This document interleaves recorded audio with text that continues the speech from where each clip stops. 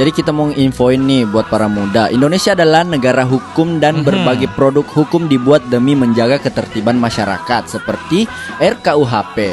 RUU ini akan segera disahkan dan masyarakat mendukungnya karena ada banyak pasal tambahan yang mencegah mereka jadi korban kejahatan pidana.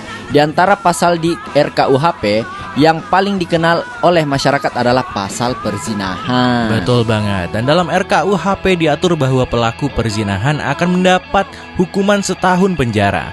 Sementara pelaku kumpul kebo alias tinggal bersama tanpa ikatan perkawinan yang sah akan dihukum penjara selama 6 bulan. Wah, hukuman ini dirasa pantas karena tersangka berbuat asusila. Sedangkan pelaku kumpul kebo juga dihukum karena mereka melanggar norma kesusilaan, hukum agama dan hukum negara. Anggota Komisi 3 DPR RI Arsul Sani menyatakan bahwa RKUHP akan mencegah masyarakat untuk main hakim sendiri. Dalam pasal perzinahan disebutkan hukuman bagi pelaku tindak asusila gitu. Betul, oleh karena itu pasal perzinahan akan dipertahankan oleh DPR RI ya. Hukum di Indonesia beda dengan hukum di negara lain. Arsul Sani pun menambahkan ada communal damage di Indonesia, akan tetapi tidak boleh main hakim sendiri para muda.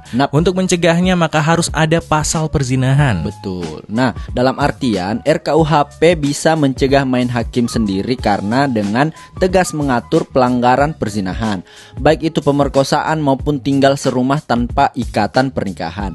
Jika ada yang terbukti berzina maka tinggal dibawa ke kantor polisi dan proses hukumnya akan berjalan. Betul, karena selama ini masyarakat sudah mencegah perzinahan dan meringkus pelakunya gitu ya.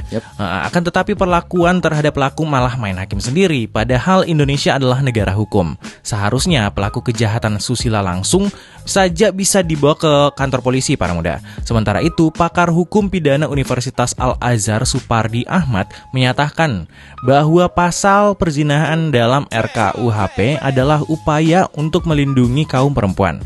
Pasal ini akan melindungi harkat dan martabat seorang perempuan, apalagi kebanyakan korban tindak asusila adalah seorang perempuan. Betul. Nah, para muda, jadi pasal perzinahan dalam RKUHP akan melindungi perempuan karena mereka tidak akan jadi korban tindak asusila. Selain itu, pasal ini akan mencegah masyarakat main hakim sendiri. Seorang pelaku kejahatan susila akan diproses hukum dengan menaati aturan yang berlaku, sehingga aksi main hakim sendiri dapat diredam.